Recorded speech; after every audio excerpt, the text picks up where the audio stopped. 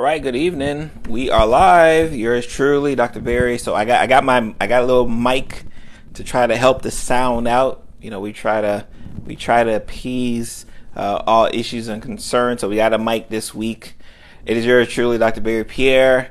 Thank you for joining all my late viewers and those who may catch this on the replay, especially if you're on my YouTube page. Make sure you are subscribed to the YouTube page. Link in the bio, of course. Tonight, we are talking about COVID-19. More importantly, we're going to be talking about this recent report on whether it actually was leaked from a lab. Now, let me tell you, full disclosure, what typically occurs every time something COVID-19 related that may fit the story of anti-vaxxers alike, I automatically start getting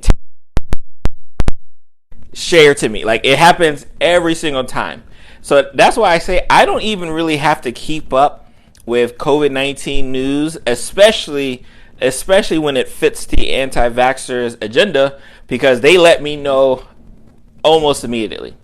So what am I talking about? So this week, the U.S. Department of Energy released an assessment that said, hey, based off the evidence that's been out there, and I want to make sure I preference that right now.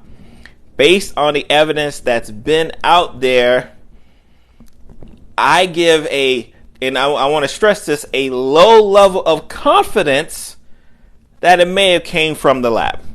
A lab. I don't want to say the lab. A lab in China. And we're going to talk about that. We're going to talk about what it means to have this low level of confidence. Why is the U.S. Department of Energy even commenting on it? And more importantly, is this something that we should be worried about? Like, is this like news that we should be in an uproar for? So, quick cliff notes. Multiple intelligence agencies give their assessments on COVID-19 in regards to how we're doing, in regards to origin, right, in regards to treatment course, in regards to treatment plans. Multiple agencies do it. So this isn't a new thing as far as a department saying, hey, you know what, this is an assessment I have of COVID-19. More importantly, this isn't even the first assessment of a department, a governmental department, or just a department in general, or organization saying, hey, based on the evidence that we find, we think it's a possibility that it came from a lab in China. Now, especially if you've been following since the beginning, this has been a concern, right? When Mr. Trump, right, was talking in the beginning, that was his big stick. Like, oh, it came from a lab in China, Wuhan, China. It came from a lab. Now, the insinuation, right? The insinuation from some people, I don't want to say all people, because I don't want y'all hopping in my comments saying all people. The insinuation was that it was released purposely. Like, it was purposely released from said lab. Now, the report that came out this week didn't say anything about intent. It just says, hey, we think the origin of this COVID-19, this SARS-CoV-19 that we've deemed to be an issue, right? Obviously, if you've been around for the past 3 years, it's been an issue. We think the origin is from a lab rather than something that naturally occurred. Because the theory initially was because of the way viruses, the way just genetic mutations has spread and initially began in bats and somehow it jumped to humans. That was a forethought. That was a path that was being led. And of course, you've always had people who felt like, no. I'm not believing that it just randomly came from bats and jumped into humans. I think there were some experiments going down and a lab leaked it, right? So again, we have our schools of thought as far as where we think this COVID-19 even came from. So we fast forward here to 2023 with no new information. Again, I want to stress this. No new information has came out on COVID-19. No new information has came out on what was going on in China at the time. No new information. The same information has been out there. But the Department of Energy says, hey, you know what? I think, like, with low confidence that the lab is our original source. And that got people in an uproar. That got people, again, sending me tweets and DMs and tagging me in videos so they can know, just in case I didn't catch it, so that they'll know, hey, Dr. Barry, you know all that stuff you was talking, like, guess what? They found. Now, again, the U.S. Department of Energy is not the first agency to say, hey, we think it came from the lab. They're not even the first department to say, hey, we give it a low level of confidence, meaning that if I was a betting person, I wouldn't even bet on this information, because that's what the report said. Of course, unfortunately, when you see the headlines and everything else, says, oh my God, U.S. Department of Energy says COVID leak from a lab in China. Like, that's all it says. But when you go to reading, because it's always important to read, and I stress this, even people who watch me, even people who follow me, anything I say, you should be going to fact check anyway. You should be like, hey, I don't know about what Dr. Barry is saying here. I'm gonna go fact check what he just said. And again, like, for example, I am getting this information. I don't know if you can even see this. Assessment COVID-19 leaked from China lab. Chinese lab is a minority view within Intel community. So this is an opinion that very few organizations even hold. More importantly, this is an opinion that the few organizations that do hold it, they don't even give it a strong level of like I'm about to die on this hill that it came from the lab. They don't even give it that. They're just saying, based off what we see, like, yeah, it could be out there. So what? First of all, what should we do with this information? We have another organization, another government organization that's saying, hey, it may have came from a lab. Like, what do we do with this? What are the questions that you may want to know? Right? Someone said in the comments, lawsuits, right? Someone says lawsuits, right? Who are you going to sue? Like, so because we have to follow this through. Like, let's say lawsuits is a path you want to go to because you know it came from a lab. You're going to sue? Right? You got to be able to prove that it came there. Again, your governmental agencies are saying, nope, low confidence. I don't think so. I'm not impressed. I mean, you definitely can't sue the country of China, right? Like, that's not going to happen, right? Are you going to sue an individual, scientist? Like again, when you follow the path, what do you do with this type of information? And what I see, right, especially what typically occurs with this type of information around COVID, is that once something comes out that like this, is that those who have either been strong opponents of treatment mandates, of social distancing, of lockouts, those who've been on that side, they can't wait to run with this level of information because they feel like, all right, I got the big joker. Like, here's the big joker. I done told y'all it done came from a lab. Boom. Now what do you got to say? Because that's the question that all of the mentions and tweets and that I've gotten have always, that's what their like ending statement is. Well, what do you have to say about this, Dr. Barry? I don't got nothing to say. I don't have nothing to say because it's not anything new. Right?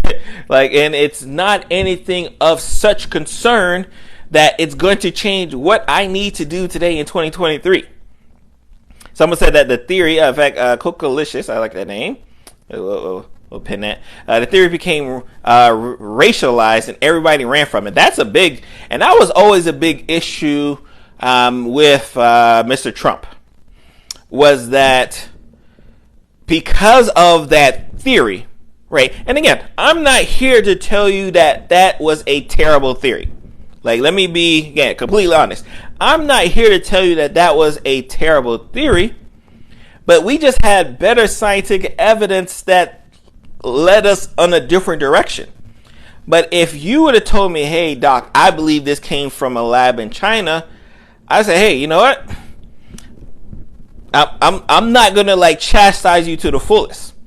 But what I will chastise you, what we have done a great job at chastising, is when you turn that theory and make it seem like, all right, the people of China try to infect the world. Right. And if the people, and they did it on purpose, right? And that's when I talk about intent. Like the people of China did this on purpose to us to lock the whole world down. Like I want us to, if we go through all of the steps, okay, let's go through your theory. You think it released from a lab in China, that they did it on purpose with the intent to shut the world down. What's the end goal? What is the end goal? What would be the end goal of that? Just like we were affected here, I'm in the United States, just like us in the United States were affected by this lockdown, they were severely affected. In fact, they keep having lockdowns because with over there, they don't play about that. So they keep having lockdowns. So what is really like the end goal? And someone says, I love the picture. Oh, thank you. This is actually, my wife got this picture for me. What is I think her name is Pink Omen. I don't know. I think she's an artist. I know she's out of Target. I think you can find it in Target or Home Goods. Target or Home Goods. So I appreciate the love about that. Someone said, less people in the world. Like, the number of people that COVID, right, took out, right? Let's just say took out. Right, it's in the millions. It's a lot of people. Yes, it's a lot of people, but in the overall, like with the amount of people we got here, it didn't even really do a blip. Like, yeah, less than about 5 million. Yeah, okay, right. But like in the overall scheme of things, like what did that like? That didn't help population control, right? That didn't do much for us, right? In the grand scheme, like world hunger is still an issue, right? Pollution is still an issue. Like again, because I'm here for the theory, right? As a physician, I'm a scientist, right? I'm a public health professional as well, right? But I like to listen to other theories, right? Like I know the anti-vaxxer folks think I hate them. I don't really hate y'all. I'm concerned that your train of thought leads you to actions that can harm yourself and, more importantly, harm others. I get concerned about that, but your theories about why, I always listen because I want to know.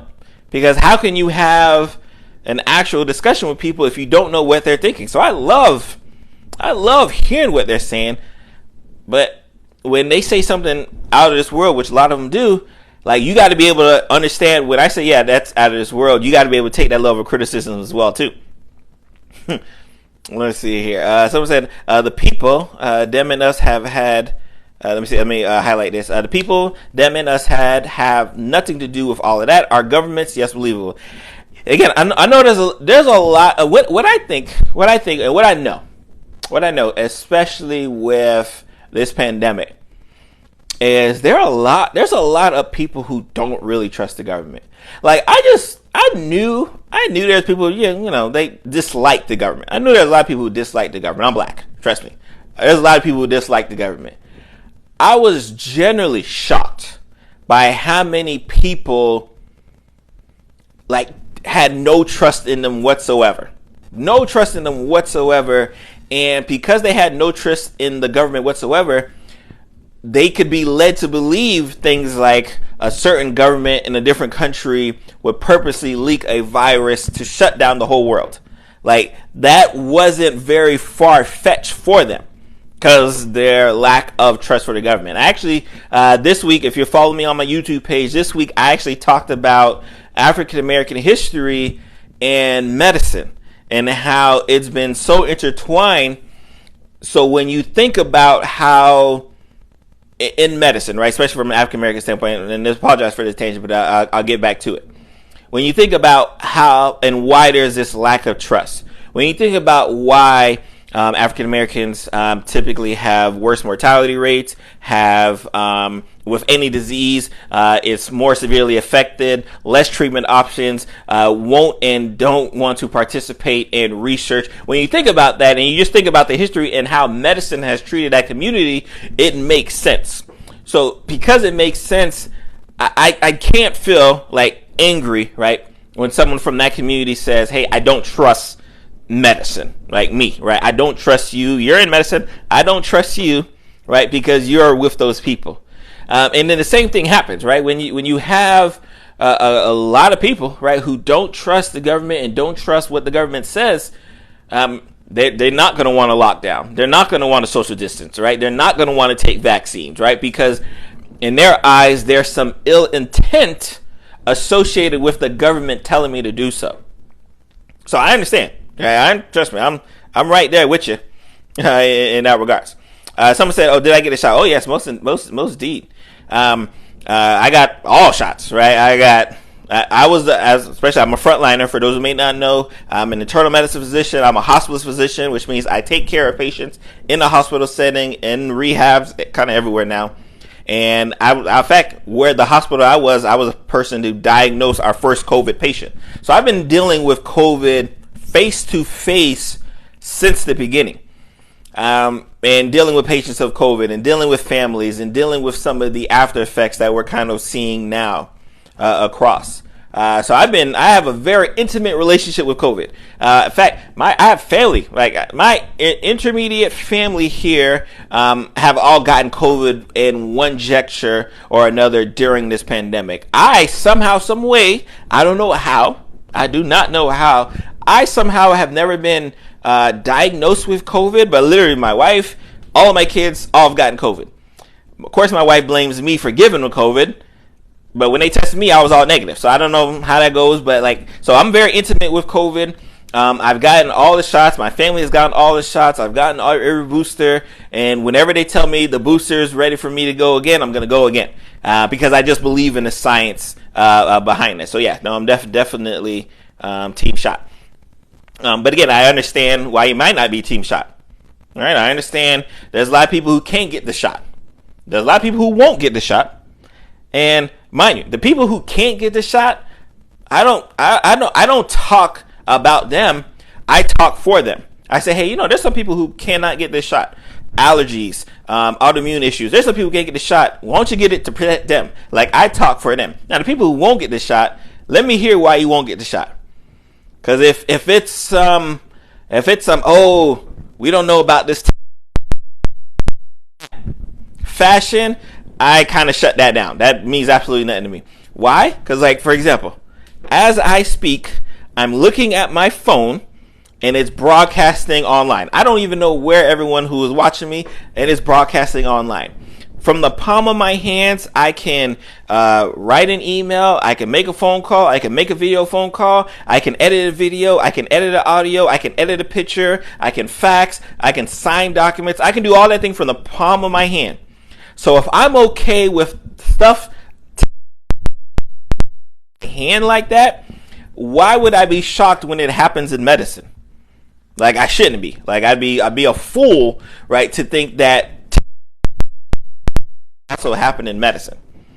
And I know a lot of people are definitely afraid of the vaccines and the technology around the vaccines. Just sit tight, y'all. Sit tight, because what they're going to be able to do with mRNA type technology, if the COVID vaccine riled a lot of people up, I already know y'all gonna go crazy, and I'm not even gonna talk about that because y'all gonna go too wild.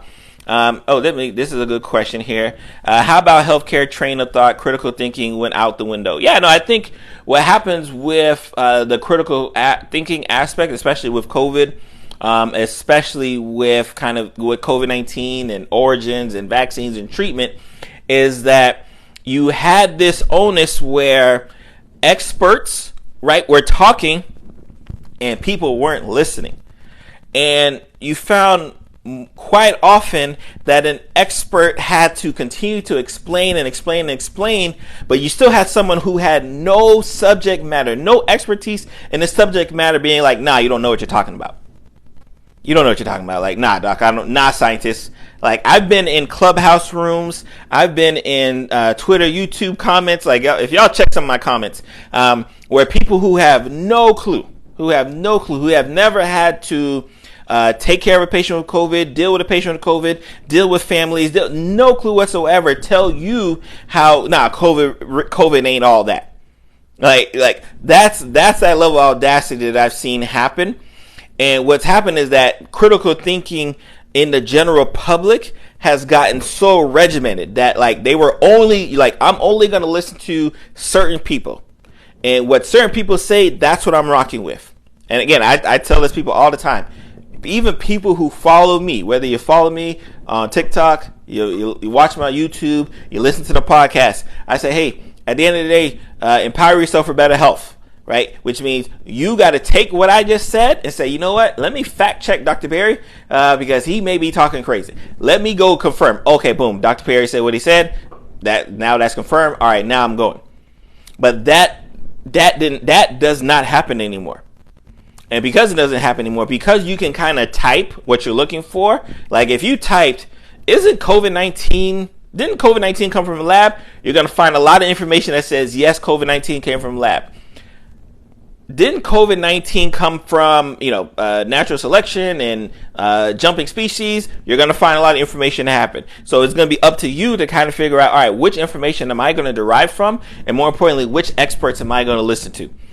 So I think, and for the general public, I think that's been so confusing for the general public.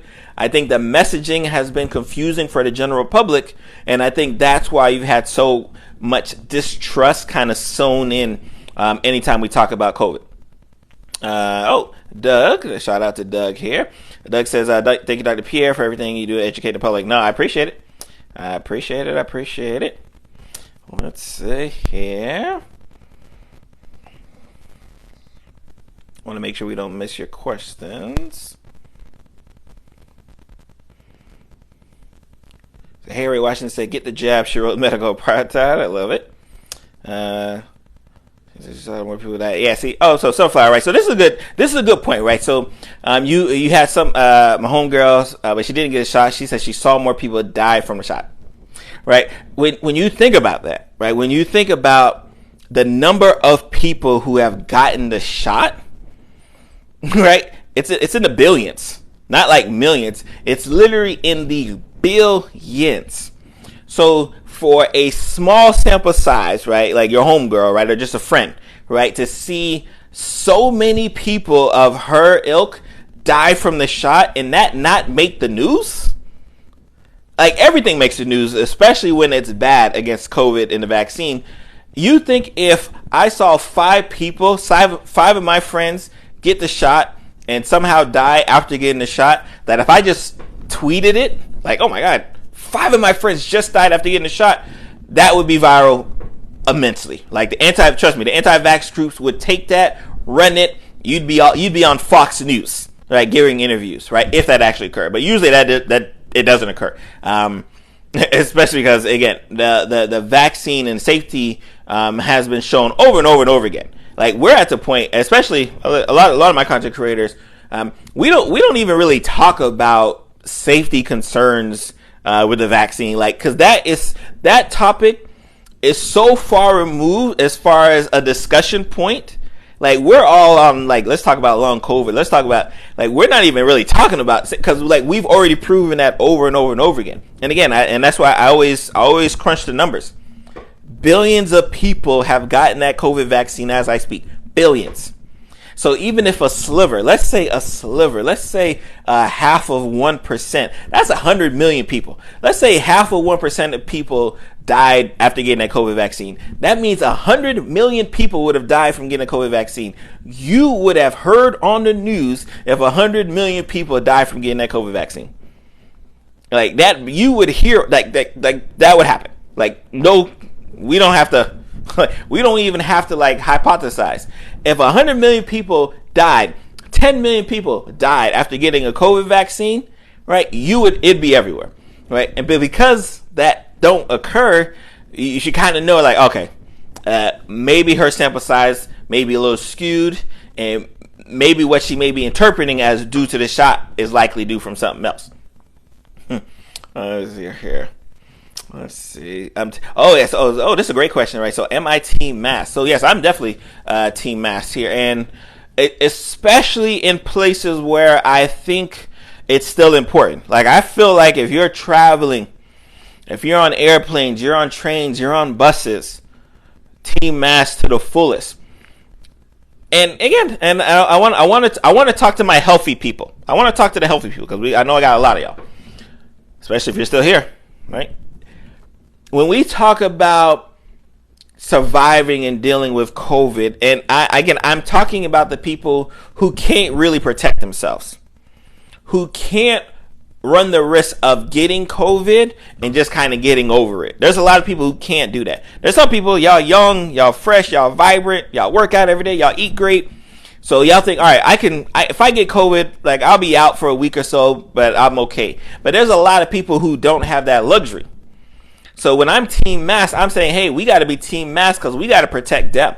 We got to protect grandma, grandpa, uncle, aunt who may have some immune conditions, right, whose immune system's already weak, right? We got to protect those people. But unfortunately, especially with team masks, especially with just COVID, vaccine, the social distancing, and everything else, I understand that a lot of people are like, hey, like if I'm good, what's the problem? Because a lot of people aren't necessarily thinking outside of like, all right, like I need to kind of worry about them. So I think for sure, team masks, if you're going into those like areas that are not really well ventilated, again, those airports, those airplanes, those buses. Now, I also understand that if you're going to the local pharmacy, you're going to like the clubs and all these, I understand that a lot of people are like, all right, man, I got to live my life. And I don't think life with a mask on is what I want to live. I'm going to rock out. And you have to do that, right? But you just have to understand the pros and cons, right? You got to say, hey, I'm willing to take that risk. Not being without a mask, but I want to go to the gym. Like I go to the gym. I don't wear a mask when I go to the gym, right? I'm washed, right? So I don't go to clubs or anything. But like if I was going to a club, I'm not sure if I'd be wearing a mask when I go to the club. But like that's because I figure, all right, I done got vaccinated. I got double boosted. My whole family boosted. Can I protect myself? And do I have enough onus to protect others who may not be able to protect themselves from me, right? Like, and so you have to kind of wrestle with that. But I think it is an important concern because I think, you know, the mask, it does wonders, right? And especially obviously, and you're going to hear a lot of people say, oh, it doesn't work for COVID. And yes, we know it doesn't work for COVID, but we know that it does help decrease respiratory related infections, right? So we're in cold, flu, and COVID season as we speak. So if you can decrease your opportunity to get cold, flu, or COVID, like, and all you gotta do is wear a mask when you go travel. All you gotta do when you're going in not a place that's not really ventilated, like go ahead, I would rock out and do it. So, this is a good question here. So, A Speak says, I really hope people get the vaccine because I have long COVID. Please help protect me, right? So again, and I think that's for our people, right? For our people, especially as a society, right? Like again, when I say our people, I'm talking about society in general. There's so much discussion on how big COVID is, how strong COVID is COVID weak now? But when you talk to people who have gotten COVID and who have gotten quote unquote over COVID, but never got really over COVID because the COVID has been a lifelong issue, or more importantly, a prolonged issue. Like those are the people like I be reaching out to, and I be thinking about, when I'm passionate about like, hey, you know what? Don't listen to, this BS here. Don't listen to that. Like, yes, COVID is still real. Yes, we still need to be serious about COVID. Because as we continue to move, because again, I know the whole country here in the United States, this whole country is kind of past it. Like, all right, hey, like that pandemic, that was that. We ready to live our life. Understand that you have a lot of people who are living a new life with COVID. Like COVID is not going anywhere, has not 100% healed them, and now they got to adjust to that new life as well. So I think it's definitely important to really understand that when we're talking, especially when I'm talking about a patient with high blood pressure, when I'm talking about educating with diabetes, when I'm talking about educating with cholesterol, I'm talking not because I have it. I'm just talking, hey, I know there are people who have it and who may need this education. Same thing with COVID. When we're talking about protecting ourselves from COVID, protecting others from COVID, it's because, hey, there may be other people who can't get the treatment that I have to offer, right? And someone said my mic is going out. It might be because I have it like right here, but I can always take it. I can always disconnect it, and y'all should be able to hear me. Let me know if that works for me. Sorry about that. Let's see here. Oh, this is a good point. mRNA vaccines for cancer would be amazing, but deniers would take it or be first in line. You see, I'm saying your name wrong. Like that's the stuff I don't even. If you do some reading on what mRNA vaccines and some of the studies that they plan on doing with mRNA vaccines, like as a scientist, as a health professional, you get excited. But as a public health person and person who obviously who's been through this pandemic and saw what just introducing a COVID vaccine with that type of technology, when they start talking about some of the diseases that they want to treat with mRNA technology, it's gonna be billboards, it's gonna be protests everywhere. It's gonna be because cancer's there, HIV is there. Like there's some things that are gonna rock a lot of people's way of thinking of what someone in medicine can treat. Oh, this is a very good question. If you are vaccinated, should you be around unvaccinated people unmasked? So this is a good question. If you are vaccinated, the question has like, should I be around an unvaccinated person? One, like, will you know if the person is unvaccinated?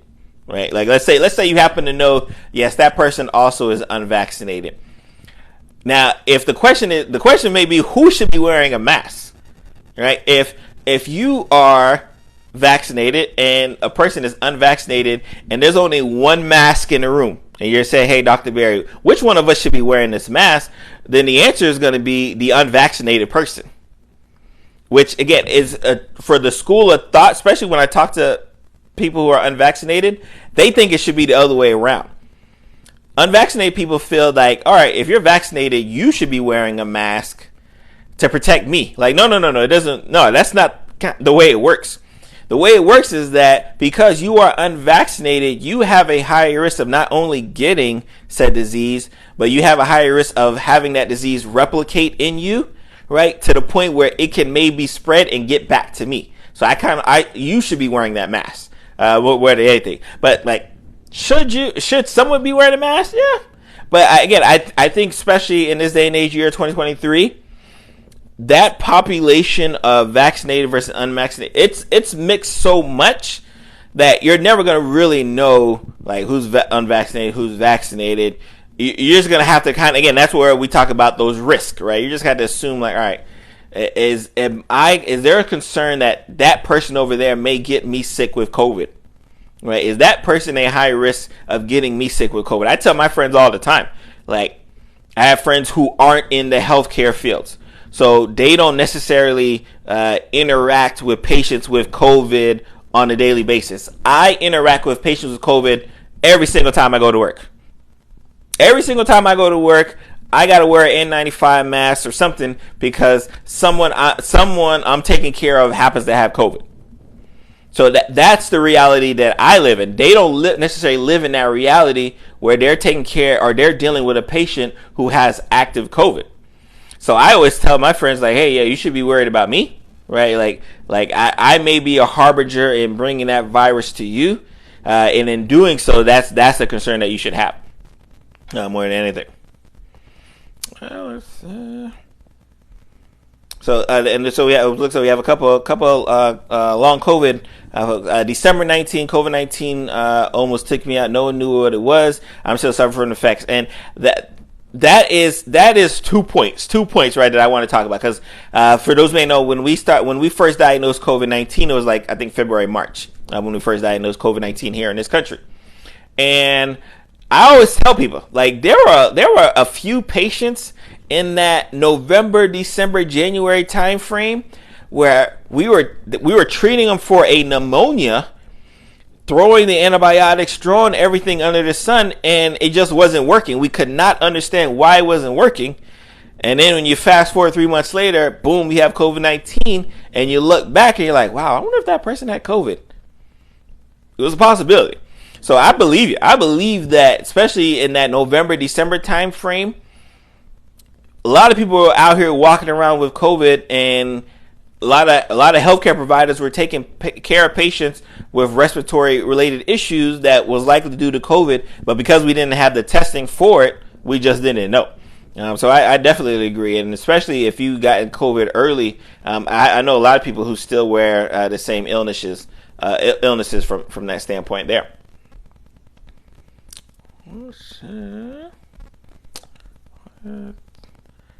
Make sure we don't miss any questions.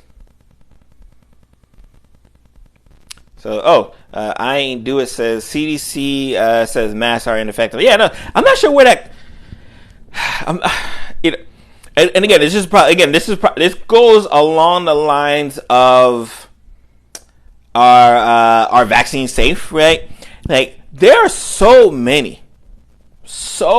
studies that talked about how effective masks are, right, in reducing transmission. Again, is it 100%? Like if you say ineffective, is your percentage like 100%? Like, oh, the masks don't work 100% of the time. Okay, all right, you got us. But to say they're ineffective is just intellectually incorrect, right? That's just not like that's just not it, right? That's just not the case. Oh, Leela, hey Leela. So shout out to let me highlight her. Safety is a given for sure, right? So she's a great follow. Make sure you follow her. Shout out to Team Public Health. Right now, so someone asked, are any questions allowed or any specific ones? Right now, we're just talking about COVID. We're talking about the recent news from the U.S. Department of Energy that gives a low level of confidence on the fact that it might have come from a lab, right? Low level of confidence. Again, they're not even putting all of their chips in the bag. They're just saying, hey, you know what? COVID coming from a lab? It's a possibility. Like that's essentially what they said. But unfortunately, our anti-vaxxers have taken that and ran with it for sure. Oh, I love this. Let's see. Leela says, obscure right-wing TikTokers do not count as the news. And that is so true.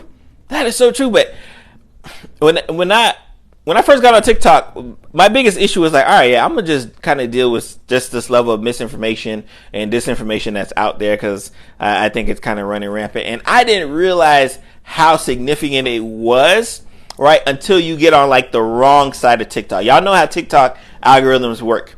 And if you get on the wrong side of that TikTok algorithm and you just start seeing nothing but propaganda, anti-COVID this, anti-vax that, I'm like, what is happening here?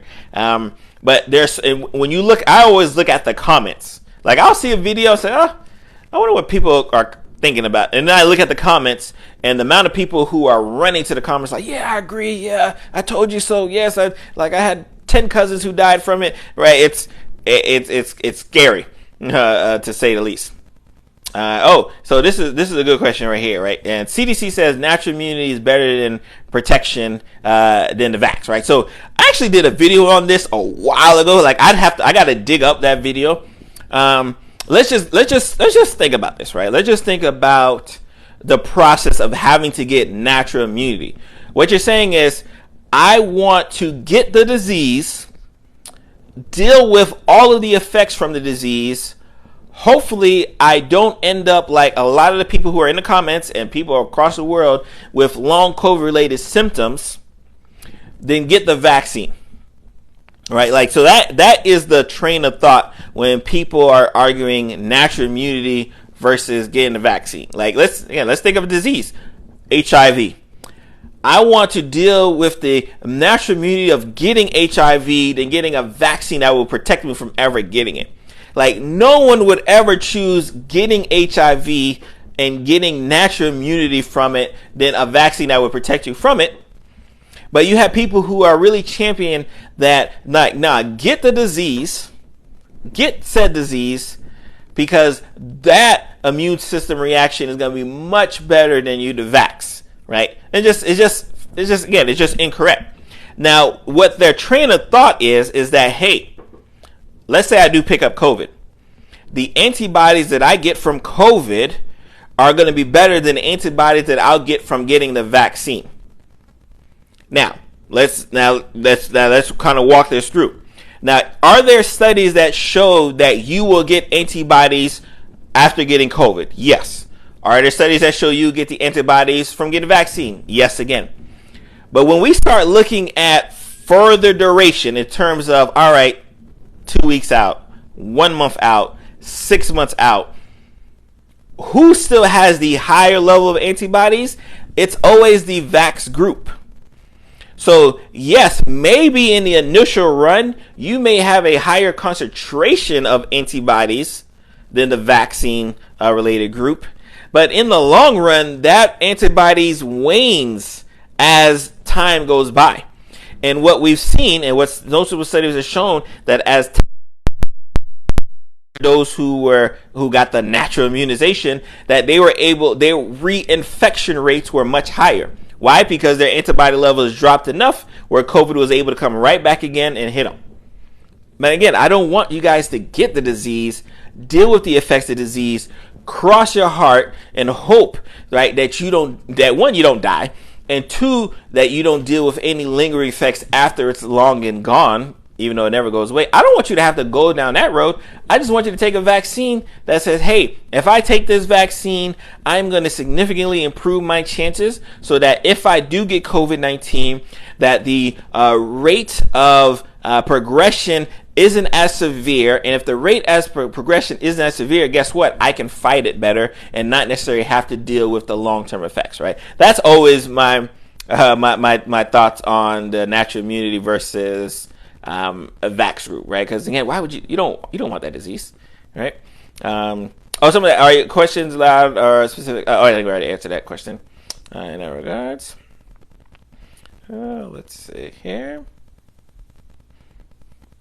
Well, why are your doctors at Yale Hospital apologizing to you? Someone says their AP professor doesn't believe in the vaccine.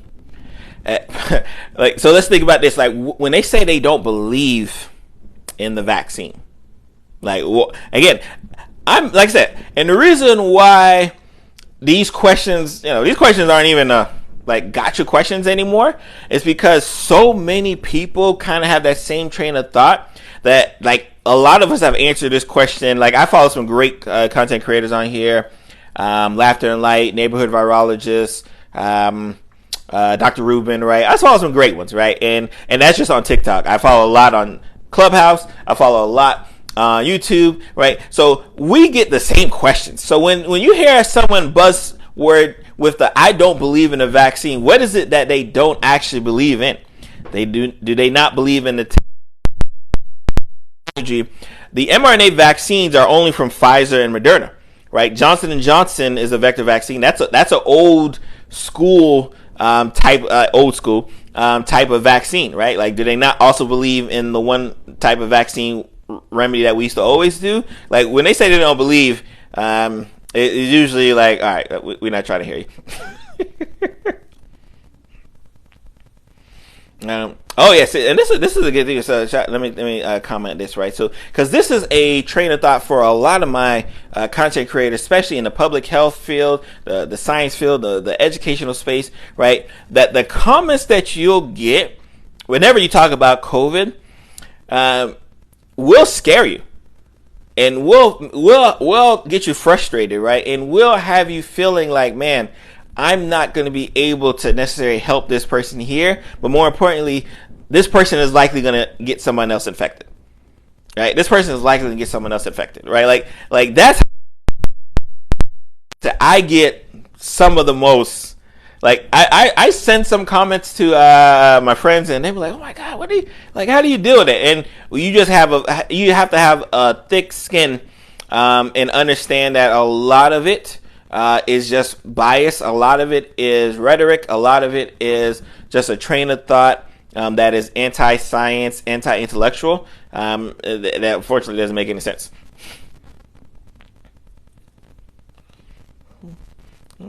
Yeah, and I think this is the best thing to do, right? So this, I like this comment here because it touches on a few things.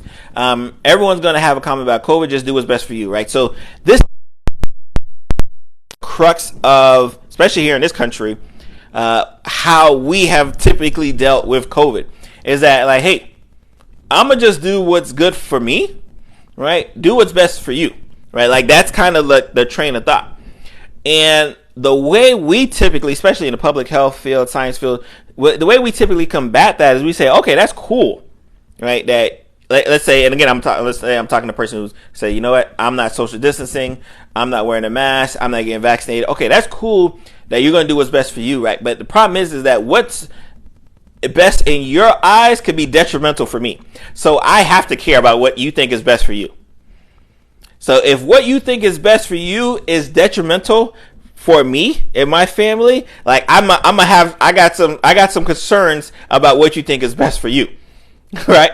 Like and that's the argument that you see a lot of people have, right? Like they want to have a discussion where it's like, well, why can't I just do what I want to do?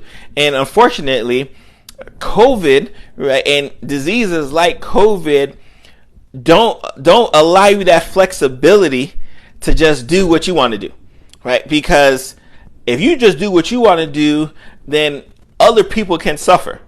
Like if we could somehow make it so that by you doing what you want to do, you are the only person who gets affected with COVID and no one else gets infected with COVID, then we'd be like, well, they did make a personal choice.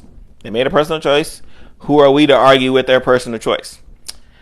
The problem is when you have an infectious disease that's spread through respiratory related droplets that affects communities worldwide, right? Like we gotta kind of understand and think about like, all right, how does it affect others as well? And I think COVID was probably the first. COVID was not the first, but COVID was definitely an eye-opening experience for a lot of healthcare professionals because they just assumed that if you said, hey, you know what, there's this respiratory virus outside and we don't really know how to treat it right now. We think that if you just social distance and maybe don't go out or maybe just wear your mask until we kind of get a handle of it, we'll be okay. I don't think many of us expected backlash from that. Like, I don't think many of us expected people to be like, no, what you mean I got to stay in my house? What you mean I got to do this? Like, no, you can't tell me what. Like, I don't think many of us expected that. And it was very evident, right? And I posted a story this morning. I was coming from the gym.